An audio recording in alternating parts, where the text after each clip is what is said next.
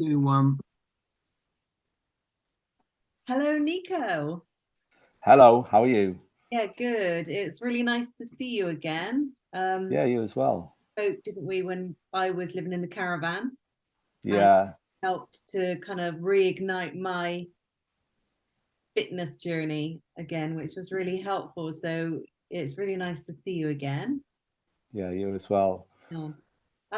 So tell us your story then, Nico. What's your journey been with health and fitness? So obviously, I'm in the health and fitness industry right currently, but I think like many people in our industry have kind of started from like being quite far removed from like health and fitness. As a kid, I wasn't really very sort of athletic in school. I never really excelled at anything. I was kind of like pretty poor at most sports in primary school at least. And then in secondary school, I got to discover cycling outside of school, and suddenly I grew an interest in that, and I got really keen on doing the training and like everything, like completely immerse myself in cycling. Um, and with that came, I guess, a lot of confidence. So like I really value having that in my life because like I can see how it's affected me, and it sort of affected my friendships, affected my confidence sort of academically as well. Um, so yeah, I think had I not had that in my life, um, I I probably would be in a very different place now. Yeah. So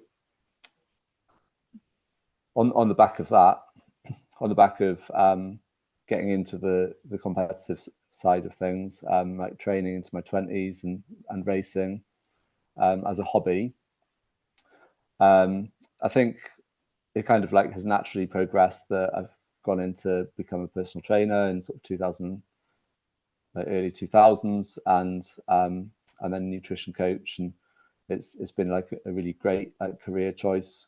I think I'm kind of like a natural, like I naturally want to help people. So that's kind of how I've got into it. Yeah.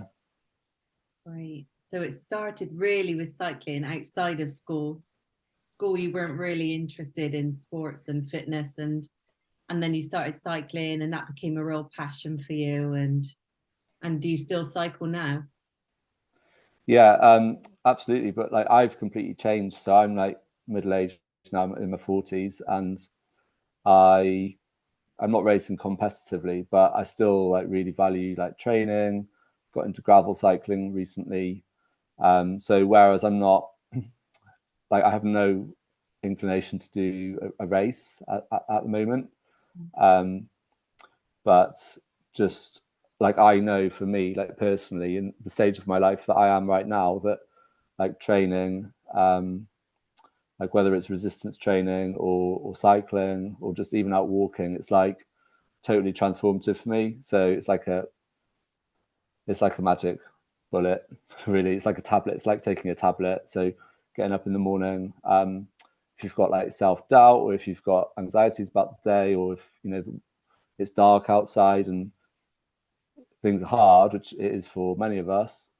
Like for me, if you can get the first step or the first rep in, it is like taking a tablet for me. So it's like it's keeping all of the like I guess it helps really keep you on track in all sort of areas of your life. Like your listeners don't know that I'm a dad, so it helps me be a better parent, much more patient, much more present. I also teach in schools, so that's again I need to show like patience. I need to be present, and like I know that when I'm excuse me, I know that when I'm not training or when I'm not um, moving frequently, um, things do things are a lot more clunky, and I definitely don't. I'm definitely not as good as a parent, um, and like my focus is not as good, and yeah, just my patience is just not there. So and just like the way I feel is much much worse. So yeah, it's like hugely valuable to me. And have you ever kind of fallen off the bandwagon with fitness and had to kind of start again, or have you been consistent with it? Yeah, of course. I think everyone has. And like for me, in my mid-20s, I had a sort of massive blip. So I was training, I was doing really well, and you know, in my 20s, in my life, I was pretty carefree. I didn't have children, I didn't have, you know, all the responsibilities that I've got now, and I was just training and working and enjoying myself with my friends, and just things were really good. And then I did have an infection on my leg. Like I had an infected hair follicle on my shin, which got pretty bad, and I'd had to take a lot of medication for many months, and my activity levels plummeted, and I gained a lot of weight. I wasn't really that aware of what I was eating at the time, but I just continued to eat as I was, which was a lot of calories, and I did balloon over the course of 6 to 12 months. Literally buying new clothes, feeling really terrible about myself. I stopped running with my friends because at the time I was doing triathlons as part of a running club in Lancaster, and yeah, I did stop running with my friends. I would run at nights and nobody would see me, and my self-esteem went down. Didn't really want to do much. I just felt bad. Yeah. So trying to get myself out of that rut has been, I guess it's still a work. It's always a work in progress. I think for many people, it's always work in progress. And like, so yeah, I have fallen off, and like I have got myself back on the horse, so to speak. But it's not like you're on the horse and then you just stay there. It's always like you've always got to continuously, like, you know yourself, you've got to, like, if you're not paying attention, you can fall back off again. So, and then sometimes you just don't want to pay attention. So, and that's okay. So I think having that awareness, like as I've grown older and since I've become a coach as well, like I've become a lot more aware of my own behavior. So I'm a lot more forgiving of myself now. Whereas previously I would have, in my 20s, I was like super competitive and I would have given myself a really hard time. Now I'm like, well, taking imperfect action and doing things like in the context of my own life, which is like, I can't remember exactly what your question was now, but I think like getting myself out of the rut and staying out of it now, it's like a lot of it is about thinking about the context of my life and like what's workable, with, you know, with a job / business, with family to look after, and all of like other life's demands. So yeah, that's so yes, I have fallen off, and yes, I am aware of getting myself back out of the hole, so to speak. Yeah, it's very difficult, isn't it? Because I think getting started, that's what I found was the hardest thing. But you know that you want to, and that kind of it starts as a niggle, and it gets a bit bigger and bigger and louder, and then suddenly you're just ready, and it's like you just know you have to do it. Yeah, That's what I found, and it's much easier to then stay on that yeah, than yeah, it to kind of go, oh, I'll just have a week off, or you just, yeah, I think once you commit, you just have to commit, don't you, to doing something regularly, because getting started is always going to be a huge challenge. yeah. And So go about on. food, nutrition is a big part of what you do with your coaching as well. How important Yeah. is food versus movement? Is one better than the other? Are they equal in terms of health? And how do you kind of prioritize food and movement? Um, well, so I'm just going to address something you just mentioned before this question. Sure. Yeah. So, like for you, for you saying like if you've got like something like a niggle in the back of your mind, you just got to get going and commit to doing it. So sometimes like when the pain of not doing something about say like a health and fitness goal like is really starts becoming a problem. Like you don't want to be seen in certain clothing. Maybe you feel like really bad about yourself, and like that pain has got, when that pain gets great enough, that's when people like take action, because obviously there's like a trade-off to actually exercising and to eating well, because you have slight discomfort when you exercise. Like I know, Kerry, when you spoke to me, there were you were a bit apprehensive about that movement as well, and so if you remember, we broke things down really small, and we took away that fear that you had. Do you remember having those conversations? Yes, I can. Yeah. Yeah.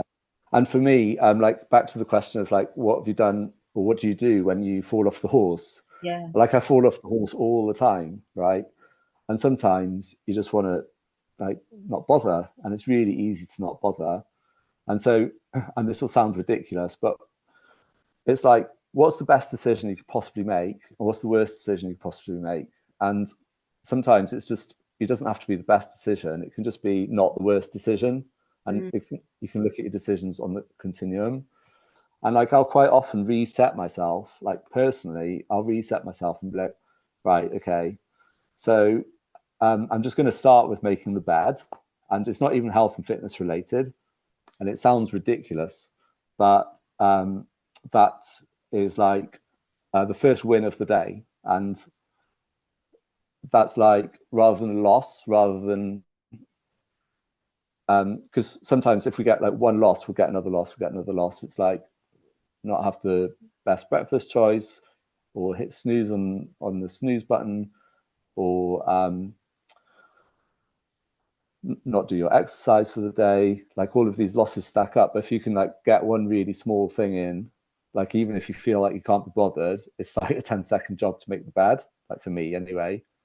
And it's like, well, I've got that in.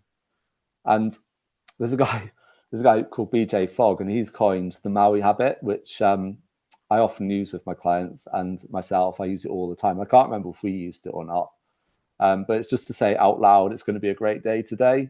And it's like such a small thing, but it's like the start button almost. It's like such a small thing. It's like, it's going to be a great day today, and it can like snowball to other better decisions in the morning, and then better decisions throughout the day, against like stacking the wins for the day. So like you're quite back to your question, it's like how did you get, like what happens when you fall off the wagon, and like how do you get back on it? Like for me, like I do practice this regularly, because I fall off the wagon like all the time, and I'll literally start by making the bed, and I practice the Maui habit, not all the time, but I would say sort of 8 out of 10 weeks, I would be saying I probably think I'm nuts, but I'm sure thousands of other people do this as well. David, sure that's part of David Goggins' story as well. I think he started by just getting up every day and making his bed. Yeah. And it's ridiculous, because you could be like, well, what's the worst decision you could possibly make? I could do this really bad decision, or make the bed. And it's like, well, I can make the bed, and then it's like, it's done. And I often say out loud, like, make the bed, and then I'll say out loud, like, I win, because it's like, it would be really easy not to make the bed. I could easily not make it. So with my kids as well, we talk about this, and they do it. I don't know if I'm an odd family, but this is what we do.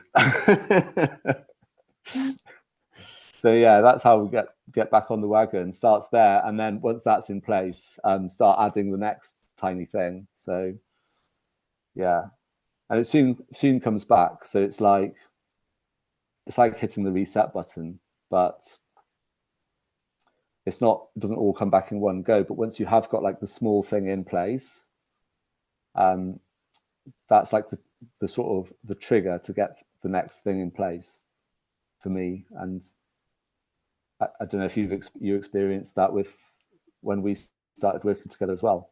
Yeah, definitely, because those small things have a positive impact. So making the bed seems like a really insignificant thing, but when you go upstairs later in the day and you see that the bed's made, it just feels nice, doesn't it? You can feel the impact of it almost Yeah, immediately. You yeah, feel better. And I know when we started, it was just, I think it was 5 minutes walking. It was just walk every day because I enjoy walking, and it was something that I could, that was something I could commit to. Yeah, I can yeah, walk 5 minutes a day. yeah, yeah, yeah, Started with that and immediately felt good every single time I did it. And then yeah, was able to increase the walks and then jog for like a minute, and it just, yeah, with each step, I felt better. So yeah, I think that's the power of doing those really small things that actually cumulatively they become quite big and quite powerful. yeah. I think you said something really important there. Is like often we'll be like, what focus on what we can't do. It's like meetings spill over, I can't work out, or the kids need feeding, I can't work out, or this, that, or the other, I can't do this other thing because of something else. But you were like, just then you said like, so what can I do? Mm. Like I can walk 5 minutes, and that's like a win for the day. So that's what you started with, and that's led to other things. And now, a year or so later, like you're in a totally different place now. I know we're not working together, but it's like you've continued this process. Like you've changed your direction by say 1 degree, and you've continued on a new trajectory. So now, many months later, you're still practicing these things, and Yeah. I don't know, I don't want to take words out of your mouth, but it's like you're feeling pretty good about things. Yeah, we started working together probably last autumn. Is it about a year ago, Yeah, I think? And again, I was just walking, but we were also living in a caravan, and our living situation was quite uncertain, and it became a challenge as the months got colder and we didn't know where we would be living. So I found, because what worked really well out of what came from our sessions was a routine and a structure of here's what I'm going to do every day. But because we were constantly moving and I had no structure in my life, I started to find that difficult. But I remember saying to you, as soon as I'm in a house, I know I'm going to smash it. And I did. And we moved in here in February of this year. And I started again with 5 minutes, but this time I think it was 5 minutes aerobics in the house, because then I thought, I don't need to, Ben doesn't need to watch the kids for me. I don't need to go out in the cold in an yeah, area that we were new to. So I just started with 5 minutes aerobics every day yeah, and felt immediately better. yeah, And now I change the routine all the time, because the routine is that I do exercise, and I do yeah, something every day unless my body says have a rest, which it did today, and that's what I love, is that I'm now not so rigid to it that if my body's tired I can't rest, but I'm in such a routine that every day I get up and just put my exercise clothes on, and yeah, the night before I say, tomorrow you're going to go for a long walk, or tomorrow you're going to lift weights. And if somebody would have said to me a year ago, you're going to be lifting weights in a year, I think I just would have laughed. But me and Ben have now, our living room is basically, we've got a tiny house, a really small living room, but we've got a treadmill tucked in the corner, and we've got a weights bench, and we've got a yoga mat, and I've even got a little rebounder as well that I convinced Ben I needed, and I haven't used. But like the room is set up and ready, so it's right there. So again, it makes it easy. I don't have to go yeah, to the gym. I don't have to leave the family. yeah, It's just there. So I just get up, put my exercise stuff on, and I'm ready to yeah, go. It's been life changing. This year, I think, has been the best I have felt physically and mentally, probably since being a mum. So 11 years um, of not doing very much in terms of physical exercise and really not much with health, to feeling the impact of that in the last 6 months is humongous. Yeah. Yeah. And it started with you. You said another really great point there is about having your home environment set up to support you. Yeah. And so, you know, you've got your bits and bobs of exercise equipment in place, and that's really supportive because you see it every day. And so you walk past XYZ item and you'd be like, oh, I've got to pick that thing up, or I've got to, you know, jump on that other thing. And it's like, well, if it's not there, you won't see it. Or if you've got to travel 5-10 miles to get to the gym, that can be a barrier. So like back to the question of like, how do you get back on track? Well, I'll often just leave a kettlebell in the middle of my living room, and then I'll pick that up. You'll see it, and just do like a little complex with it or something really simple. So that can be like we've talked about doing 5 minutes of this, well, 5 minutes of walking, or just making the bed, or something's 5 minutes of aerobics, or just like 5-minute kettlebell workout at home. Like all of these 5 minutes, doesn't really matter what they are, but it can be like almost like an icon of what I call like a 5-minute action. And that's just basically find something that you can do super easy, it's got hardly any resistance to it, that is supportive of your goal, and start doing it basically every day. Or it might not have to be every day. So for example, it might be like your 5-minute action might be like to prep a Tupperware of vegetables so that you have a source of vegetables in your house. So again, that's like setting up your environment to win.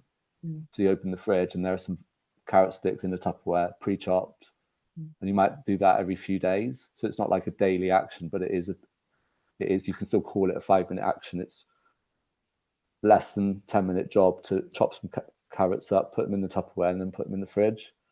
And that environment will change. Like as soon as you open the fridge, you see the carrots glaring at you, and it's like they're convenient, the proximity, you don't have to reach for them, and they're visible, so you just see them straight away. And it's like you're much more likely to make that supportive choice if it's there. Just with the kettlebell here, if you can see it, you're much more likely to make a supportive choice. If your treadmill is in your house, if it's raining outside, you can still do something inside. So yeah, great point there. I'm reading Atomic Habits. Have you read Atomic Habits? Yeah, I haven't actually. It's on the to-do list. It sounds like you have, because that's the kind of thing he recommends as well, is making it easy. Remove barriers and just making it obvious what you need to do. So yeah, I find that really helpful as well. Yeah. So I think go on. Oh, I was going to say, I think a lot of like the training from Precision Nutrition that I have is, you know, they're very closely linked, like all of these. Yeah. Yeah. Can we talk food? I'd love to know. Of course. Yeah. What your advice is around nutrition and healthy eating. What do you eat? Do you fast? Do you eat whatever you want? Do you calorie count? You know, how do you maintain health with food? Yeah. So I guess I can give you a really frustrating answer, and it'll just be it depends. Yeah. Like that's the answer. Everybody's got to think about their life in the context of their life, and what works for me might not work for you. So I think what's really important is just to use yourself as like your own science experiment and just start noticing what happens. But yeah, we can talk about some like standards that we might want to put in place, and then so what we can do is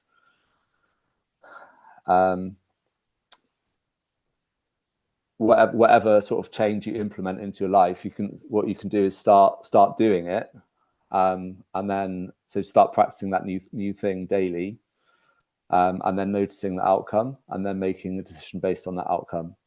So, for example, if you increase your protein in your eating for say a week or 2 weeks, and then notice what happens after 2 weeks, and then if it's positive, keep going, and if it's not, then make another change. So I just picked on protein, but it could be a whole host of things. I think with nutrition, I think how you eat is as important as what to eat. So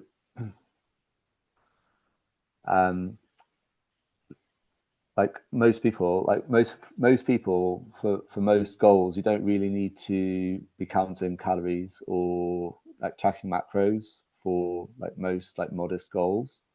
And most people will just do well by looking at appetite, satisfaction, and fullness cues, and hunger and fullness cues, and also just eating slowly. Yeah.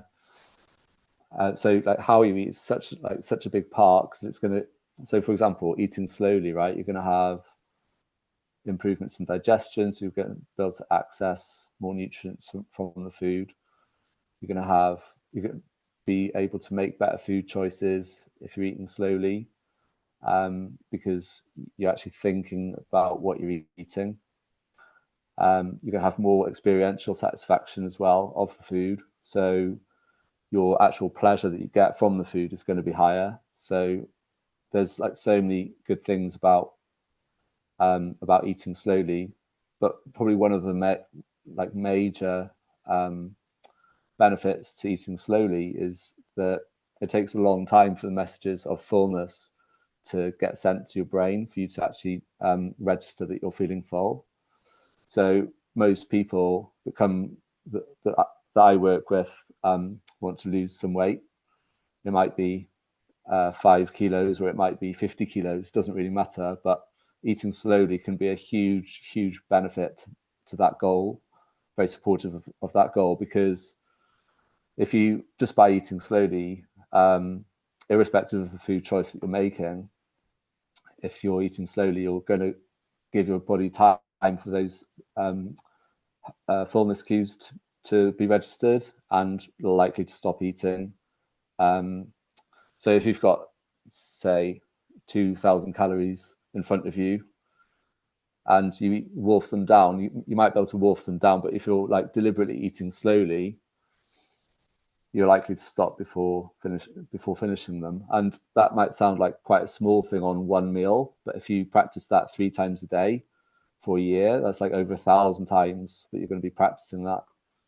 And so, for example, I'm speaking to somebody at the moment who's got a 2,000 calorie pizza, and he's literally was I can't remember if it was once or twice a week, but it was 2,000 calories on that from that pizza, and he's now having half of that. Wow. Yeah, but so which doesn't sound like much for one meal, but it's once or twice a week for a whole year, so it's like 52,000 calories, Yeah. right, over the course of a year. It's So great. yeah, Such a yeah. simple thing as well to do is to just slow down. I'm going to make a snippet of this to play to Ben at every mealtime. But with that said, like that's a habit that I really struggle with.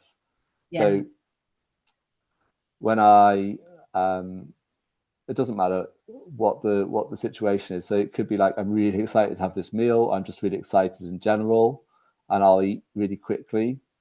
Or I'm stressed or worrying about something, so I'll eat really quickly. Or I'm just literally in a rush, so I'll eat really quickly. And my kids are holding me accountable like a lot, actually. So we talk about eating slowly at the meal table, and so they're getting a little bit older now, and they help me eat slowly personally, which is really great.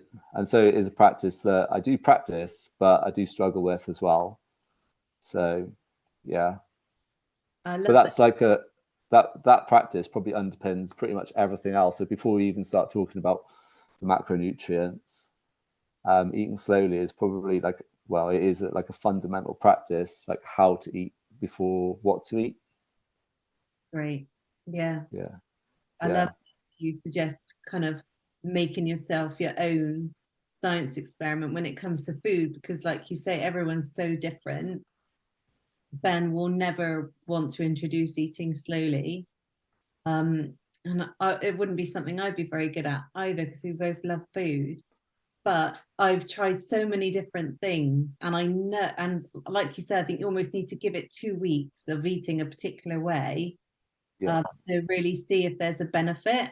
And I've yeah, now, after, I mean, several years, we were vegan as well for a couple of years, and now we're not, and we've experienced high fat, high protein, low fat. Just I've tried everything in order to try yeah, and get to the place where I'm always looking for optimum energy to be able to parent 3 kids, yeah, and then also a decent physical appearance, as well as that mental attribute as well of, I want to feel and look my best. yeah, yeah, Yeah, just playing around with different foods and different timings of eating and different styles of eating. And I think I'm there now, but yeah, it's been a really fun process, I think, of trying lots of different ways of eating and different types of food to get to where I feel satisfied. yeah. I think we're kind of like merging your questions a little bit here, but what you just mentioned about like all of the elements that you wanted to feel were going well in your life. So the way you are looking, the way you're thinking, like, and having enough energy. I think that's like a really important thing to get people to think about as well. Is like most people are like totally fixated on losing weight, let's say, as the outcome goal. Like I think part of like a really important part of my job is to get people to try and like look at the wider aspect of their life. So I like to think of it as like looking at their health, their performance, and their body composition as well. So their body composition for most people is the weight loss goal, but how closely linked that is with health and performance as well. So that might be like sports performance, or it might be like the ability to concentrate at work and not fall asleep at your desk. And then the the health as well. So if you're sort of verging on type 2 diabetes, it's looking like your blood markers improving, cholesterol levels improving, your like risk of coronary heart disease improving because you've got improvements in body composition. So I think that's like what you just touched on there, and your own like wants in your life. That's like a really great way of thinking about it, and it's something that I also like try and get people to think about as well. So moving away from like fixation on the outcome of the weight loss, moving towards those other elements. And what's great about doing that is that you can actually see, because let's face it, a goal, like achieving a goal, is never linear. It's never linear. So it's it's up and down. It's going backwards sometimes, and at those times when the scale, let's just say, just for ease, the scale's not moving for like 3 weeks, you can look at the other things like, but actually I'm doing this really well. Or actually I'm noticing my clothes fit better. Or I'm noticing that I'm able to focus at work. Like I've got somebody who's a dentist that I'm working with, and he doesn't yawn at work anymore at all. And that sounds like a really small thing, but in his career and his life, he's never felt like he's getting like compliments from bosses. He's had a career, like has his careers being advanced. He's never felt, I can't remember what his words are exactly, but he's never felt so. I think it was like along the lines of feeling welcome in his team, like because of he's got a huge weight loss goal, but the fact that he's not getting back pain in the dentist chair and he's not yawning at work, that's like a huge like sign that he's making progress in other areas as well. So putting all of those together, you can always be making progress in one area, even if those pesky scales aren't moving. Yeah. And then 4 weeks later, those scales move, and then you're back on track. So when when we moved in here in February, I wrote down every ailment and every symptom that I had. And so I had this list of kind of not really problems, but just things that were going on in me physically and emotionally. Because I didn't want the focus to just be on weight. I wanted to see what foods were going to help me feel healthy and what movement was going to help me Yeah. feel healthy. And so, and I did lose weight. I lost about a stone in weight in making the changes that I changed. And then, you hit the plateau. I hit a plateau, but I referred back to the list that I made, and virtually every symptom that I had gone. So it suddenly became, Amazing. yeah, so much more exciting. It's so much more fun um, approaching diet that way, food and movement Yeah. in that way of how can I feel my best? How can I feel better? How can I fix this thing? Yeah. And it's when you look back and see how different your life is because of these things, then it really keeps you on track. So then you're not staying with the diet to lose another half a pound. You're staying with these changes and these brilliant habits because actually you're happier, you're sleeping better, your skin is improved. I used to Yeah. get eczema. I don't have any of that now.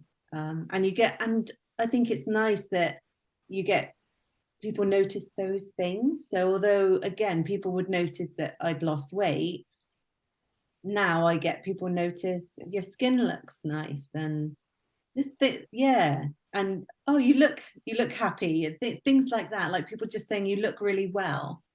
Yeah. It's just a greater compliment, really.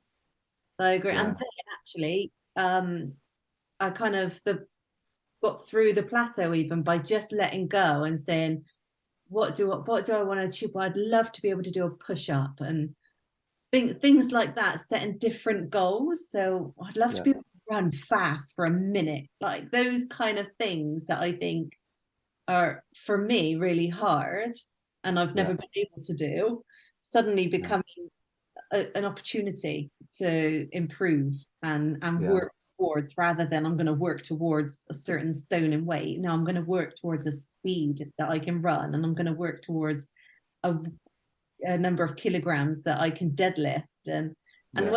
when I do that as well, I'm like the kids are giving me high fives and we're all cheering. Everyone can get involved, and I think it's great that I'm raising girls who can see that my focus is to get strong and to get healthy, not to get thin. Yeah. That's Yeah. been a really good shift for me. And in the process, I'm losing weight anyway. It's just a nice bonus. Yeah, because that's like the weight loss is the outcome of those other practices, right? Yeah. So So what amazing. with the people that you work with, what do Mm. you find are the obstacles that stop people making it? Because I think most people can associate with I really want to change this, or I really want more energy, I really want to be healthy, Yeah. but they also don't really want to do what needs, because it's hard. Getting, we were talking about overcoming those hurdles of getting started. It's Yeah. a big deal, isn't it? And it is scary. And so is it fear that stops people? Is it that not wanting to be uncomfortable? What have you Yeah. found has been the biggest obstacle? Um, I mean, the health and fitness industry has got a lot to account for, I think, because you've got like overnight abs, 6-week bikini bodies being advertised or marketed to you all the time. And the reality is that like weight loss is difficult. And if you've been struggling for 20 years with your weight, you've tried thing one and then you failed, and then you've tried thing two, and it doesn't matter what method these people have chosen, but they might have chosen like 10 things over the past, say, 5 years. And each thing that they've tried has probably got merit. So it's probably got probably got some kind of exercise regimes, probably got some kind of nutrition advice, some kind of lifestyle advice, and it's probably all good stuff. But because they've made temporary progress and then they've fallen off the bandwagon, gone back to square one, or maybe even further back, and then tried again and again and again. So confidence to do this is really low. So that's like a really, it's kind of sad, because the health and fitness industry gets people to this point, and I find it difficult personally being in the health and fitness industry because of this. Like, I feel uncomfortable in it, and I find it very difficult to tell people what I do, because like I am associated in the health and fitness industry, even though I'm almost like, we've got to get you out of the health and fitness industry in order to make progress. So I think what I've just said is like putting it into context. So people have often been trying for years and years and years to get from point A to point B, which is where they want to be, and they've lost all their confidence in doing so. So they blame themselves. So it's like, well, it's obviously really important to them. They're showing tenacity. They're trying again and again and again, even multiple times a year. And so what is the problem? And I think that there's no problem as such with no matter what exercise or diet regime that people are following. Generally speaking, there's, as I said before, there's some merit in them. But I think the reason people quit, they make temporary progress and then they go back to square one, is because there's too much overwhelm, firstly. So it might mean that they've got a whole lifestyle overhaul on day one. They've got to get all of XYZ foods out of the house. They've got to spend hundreds on a big shopping trip to get all the nice green veggies and your proteins into your fridge, and then they've got to prepare all this food. They've got to take it to work. They've got to have huge changes in their life all on day one. So it's that overwhelm prevents people a lot of the time. So that's the first reason. And then the next reason is like discomfort, like more discomfort than they're willing to put up with forever. So think like calorie restrictions or crazy exercise regimes like boot camp type. So it's like a 30-day challenge that they might be following. It's just uncomfortable. They're aching. Maybe they're injured because they've gone from 0 to like full speed in the space of a day. And then, so it doesn't matter where the discomfort's coming from, but like people quit because it's uncomfortable and they're not paid athletes. They're not doing this as a career, and they've got the kids yelling at them, not yelling, but like demanding, kids demands, career demands, all of these other demands. It's like, oh, I've just got to not be uncomfortable at this point, so I'm going to quit. And then so discomfort and like the faff factor, like more faff than they're willing to put up with forever. So if it's not the overwhelm that stops them, if it's not the discomfort, it's like the continual faff. Like maybe certain foods have to be eliminated or off the table, or maybe there's certain amount of prep that they've got to do. Maybe they just don't want to be carrying their chicken and veg in a lunchbox when their mate's having pizza. And it's just, so for those three reasons, like people fall off the regime, and then they end up back at square one, and then they see the testimonials of the next big thing, and then they try it, then they fail, and then because they've seen the testimonials, they feel bad. So it's like, that's the reason they quit. And then, so I can't remember what your question was now. Like, what was the obstacle that stops people really getting started with? Yeah, so I think that's like a huge obstacle to not to getting started, but to progressing, is like those three things: discomfort, overwhelm, and the faff factor. Those three things. Yeah. And then once they are started, like imagine if they were taking an approach that was like a sustainable approach. I think the perfectionism is like a massive thing that holds people back. So imagine if you've got, say, 365 days ahead of you, like a year, right? And you did something perfectly for 2 weeks, right? And then you did nothing for the rest of the year. You're going to be, at the end of the year, you're going to be back at square one, or if not further back.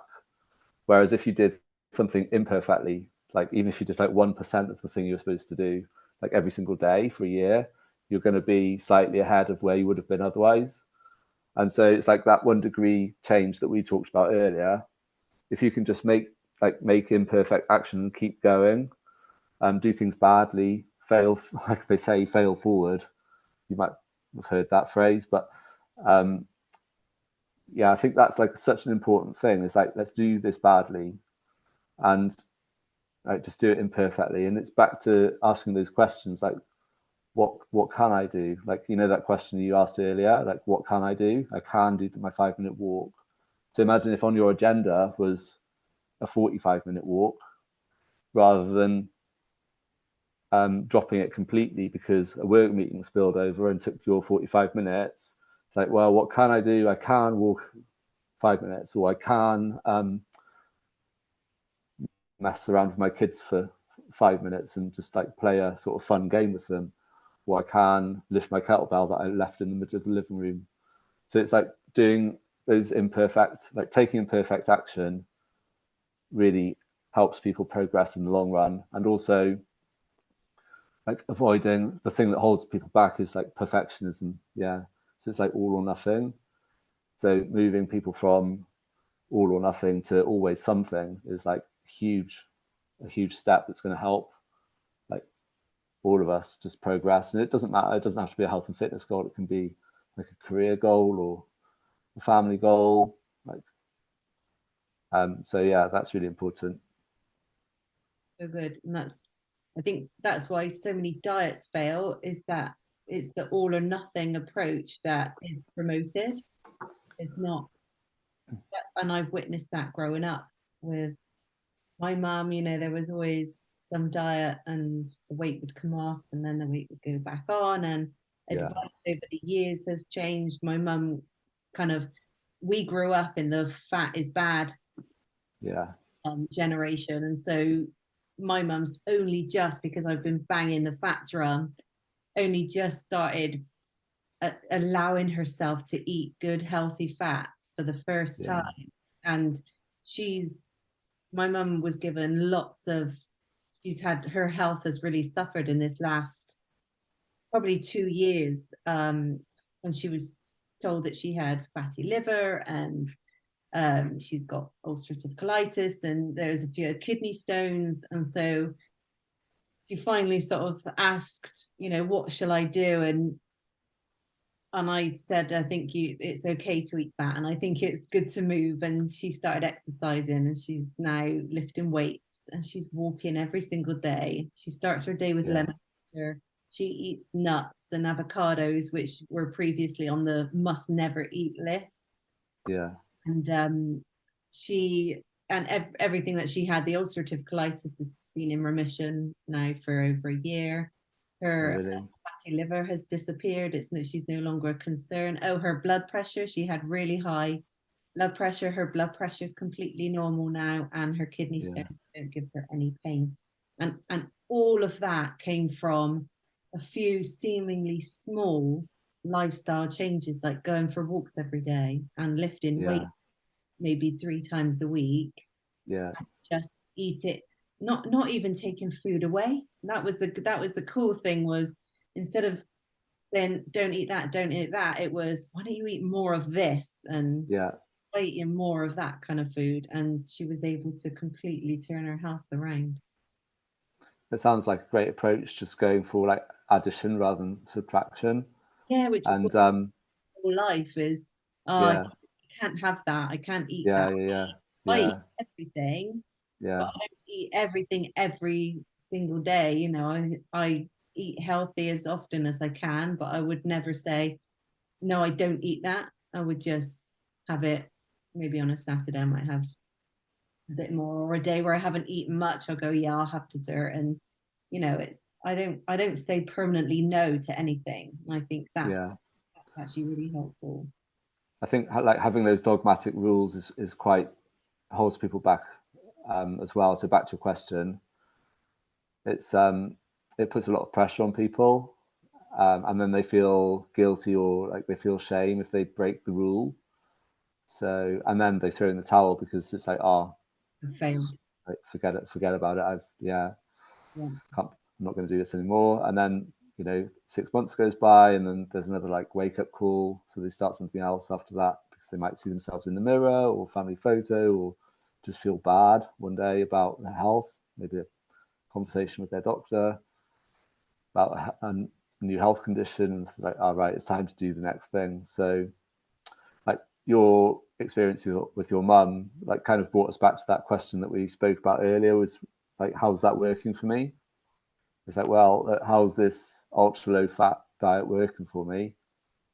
It doesn't really matter what the approach is. You can always ask that question. So whether you asked about intermittent fasting earlier, it's like, well, how's that working for you? So it might be working really well and it might not be. So you can answer, like people can answer that themselves. So yeah, it's a really good question to ask. Great. Thank you. So if people could take away one or two things from this podcast, what would you like them to take? What would be the one or two key takeaways that you'd love people to incorporate? Yeah, it's amazing, really, isn't it? Because I feel like we've just like touched the tip of the iceberg. Yeah. But yeah, I mean, taking imperfect action is really important. Like being forgiving of yourself and like breaking your goal down into something tiny that you can do and just get going on that. And holding yourself accountable to doing it. So literally tracking it. Did I do my thing today? Yes or no?